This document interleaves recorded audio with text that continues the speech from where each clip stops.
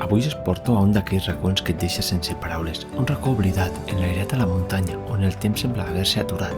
Santa Eugènia amaga molt més del que sembla a simple vista. Caminant entre les restes de cases, murs de pedra i tombes esculpides a la roca, m'endinso la memòria d'un indret que molts ja ni recorden.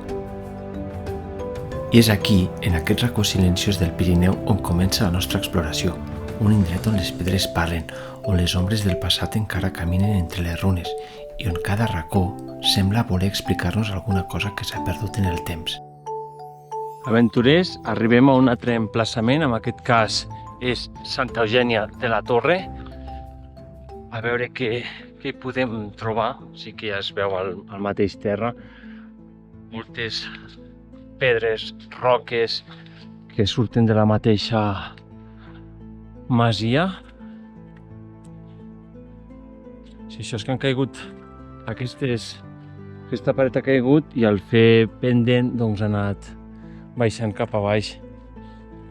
Ja veieu quines lloses de pissarra enormes que hi ha, Si això està super destruït. En aquest cas sí que podem veure una petita finestreta, aquí els forats on hi havia les bigues superiors, que ja les veieu, estan totes a terra i la majoria es veu que també estan cremades.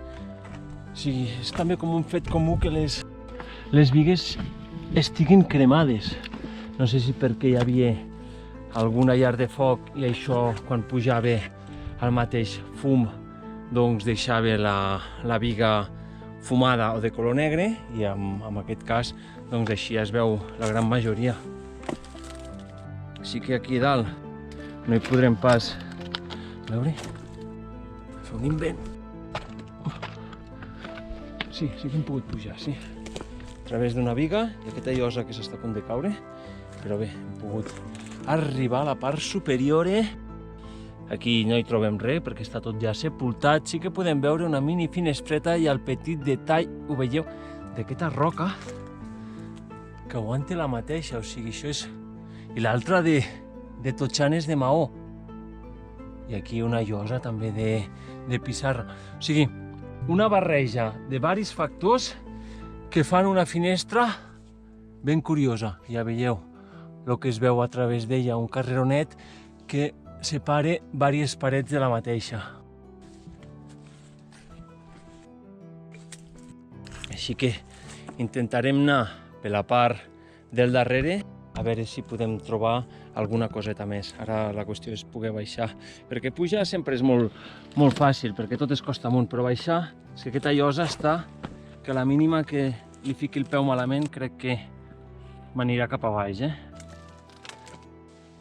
M'arrossegarà. Tenim que vigilar a baixar amb precaució. El peu aquí. Vale, ja estem a baix. Així que anirem a treure el cap aquí al darrere. Sí que petit detall que està tot enguixat sobre el guix. Això no sé si ho ha fet algú ara més modern o és antic en aquest cas.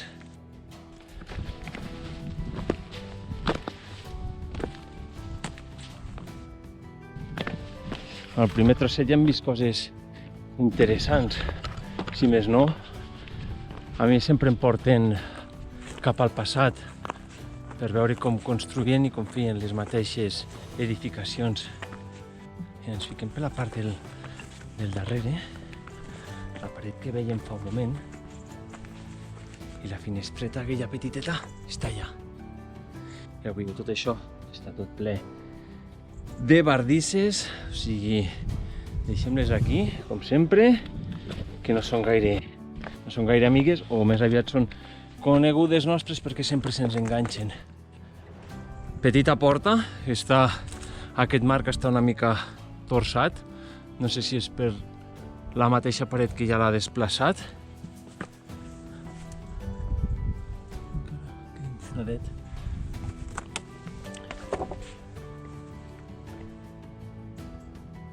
Escolteu, no? La tranquil·litat. Bé, sempre si no hi fico alguna música i me n'oblido d'aquest petit detall. Aquí hi ha una mini prestatgeria i aquí sí que hi ha una petita finestra que és la que porta aquest carreronet que us indico que separa, que suposo que era per fer baixar les aigües pel seu... bueno, per la seva separació. Aquí encara es pot observar una miqueta d'esglaons que pugen. Sí, sempre que es pugui s'ha de fer la visió des de dalt. Sí, ja ho veieu, venim d'aquí. Aquí separen dos habitacles.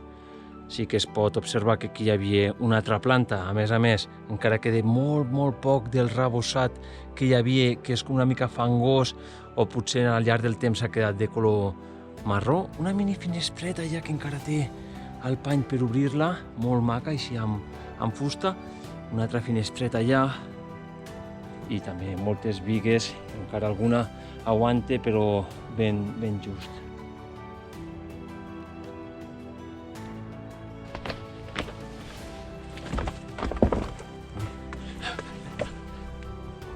A veure aquí lateralment sí que hi ha unes escales que pugen aquí dalt, tot ple de bardisses. Per aquesta porta que amb prou feines es pot moure, però intentarem passar aquí entremig. Perfecte, estem al seu interior després d'haver passat aquesta porta. Hem de vigilar perquè totes les roques del terra es mouen i ens donen una mobilitat una mica baixa. Ja veieu aquí la separació d'una planta amb l'altra. Es pot veure aquí que hi devia haver potser algun armari o de més per la forma, el rebossat del final de tot, i no queda gaire coseta més en el seu interior. Sí que hi ha aquí al fons com una bancada i he vist un petit detall.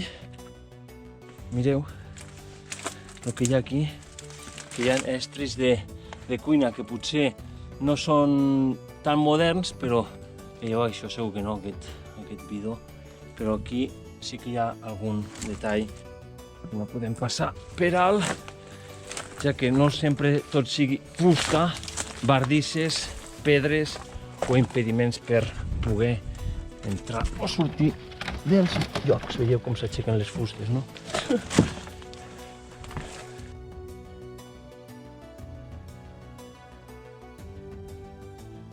Seguirem cap al seu darrere, a veure si veiem alguna coseta més.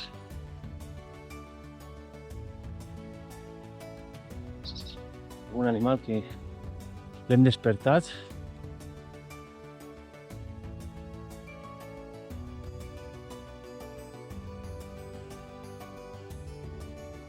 Aquí és la part del darrere de quina estem. Veiem des d'allà de les escales que hem pujat. Sí, també aquesta imatge també és bonica.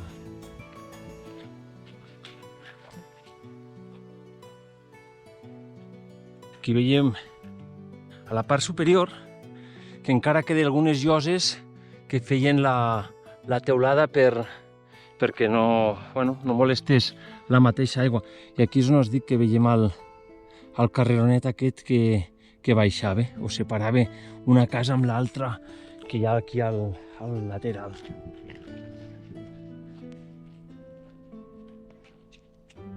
En aquest cas, una altra estructura amb diferents pilars grans aquí i no queda res que més la pugui aguantar. En aquest cas de teulat. Sí que al fons hi ha una biga gran i veig que, com sempre, sigui la mateixa temàtica de la mateixa paret ja natural, ells feien a sobre. O sigui, aprofitaven l'espai i a la mateixa vegada, el material per fer construcció.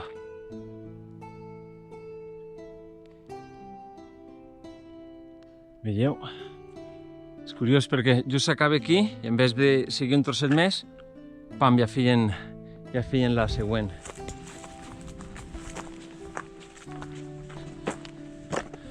Aquí algú s'ha dedicat a muntegar lloses, que també és curiosa, També us vull mostrar la part superior d'aquesta mateixa perquè ho veieu, O sigui, estem a una alçada força important i on es pot observar els diferents vestigis, columnes, com li vulguem mencionar, i aquesta, ja us dic, és bastant alta per lo que pot arribar a ser. O sigui, devia tapar tot això, i això devia ser segurament un altre paller, o un paller on hi devien guardar també potser els animals.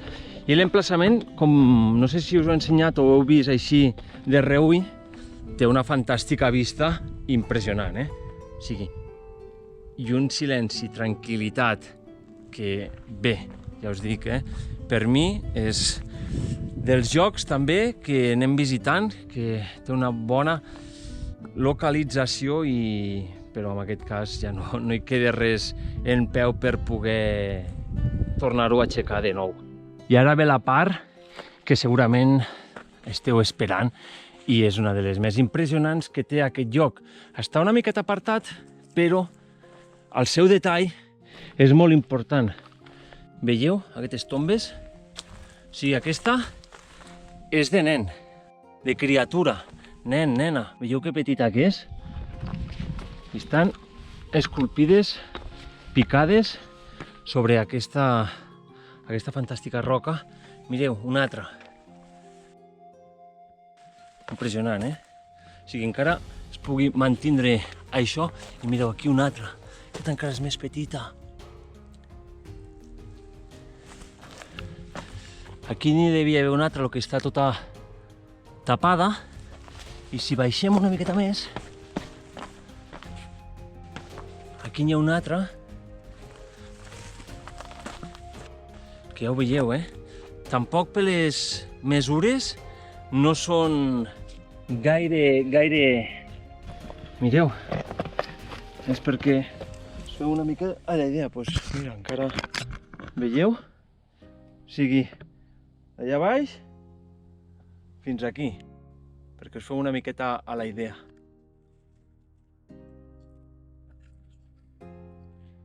Crec que encara n'hi ha alguna més.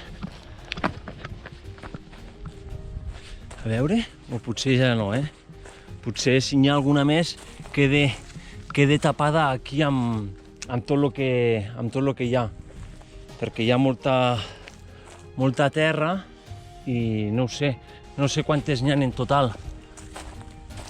Però només de trobar aquesta aquí, pot observar que aquí també n'hi havia una altra. Són 2, 3, 4, 5, i no sé si dius... És que no ho sé, no sé quantes n'hi ha, però és un emplaçament impressionant, impressionant. Ja us dic, feia molts anys que no hi havia estat i tenia ganes de tornar-hi, tot fent una bonica excursió i poder-ho observar i a la vegada recordar i ficar-nos amb el paper de fa tants anys com podien no, quines idees ja tenien de fer els enterraments d'aquesta manera.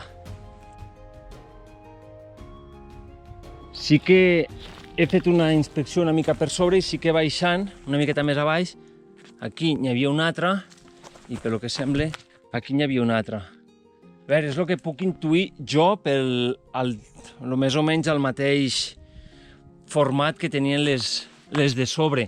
Clar, en aquest cas, com bé dic, el terreny ja queda molt sepultat per la mateixa terra i altres cosetes que han anat al pas del temps. Aventurers, després d'aquesta petita exploració que tenia moltes ganes de tornar després de tants anys a la vegada a veure què tal es conservava les mateixes fosses aquestes d'aquesta necròpolis tan antiga on aquest emplaçament surt datat de l'any 912. Sí que, com us he mencionat i les hem comptat, n'hi ha 5 a la part superior i 2 més a la part de baix de tot, o sigui, són 7 abans de fer al final del vídeo. He buscat una miqueta d'informació per saber si n'hi havia més o estava errat de lo mateix i no, n'hi ha 7. A la vegada, el que hem visitat al principi, el que no he sapigut distingir, diu que colindant amb un paller, a la vegada hi havia una església. El que, clar, amb les restes que queden del lloc no es pot apreciar gaire bé. Sens més, una miqueta d'exploració, per lo que heu pogut veure, d'un lloc també diferent i a la vegada uns enterraments peculiars, no normals de lo que estem acostumats a veure. Si coneixeu algun altre lloc que també ho tingueu així, doncs vosaltres mateixos em podeu fer un comentari. Com sempre, us agrada mencionar algun detallet. Ja ho sabeu, si us agrada aquest contingut, un m'agrada, i per a tota aquella gent que hagi arribat aquí random, aleatòriament, sou benvinguts a la comunitat, doneu-li un seguir i, com bé dic, moltes gràcies a tots per fer comunitat. Toni a l'aventura, gas aquí!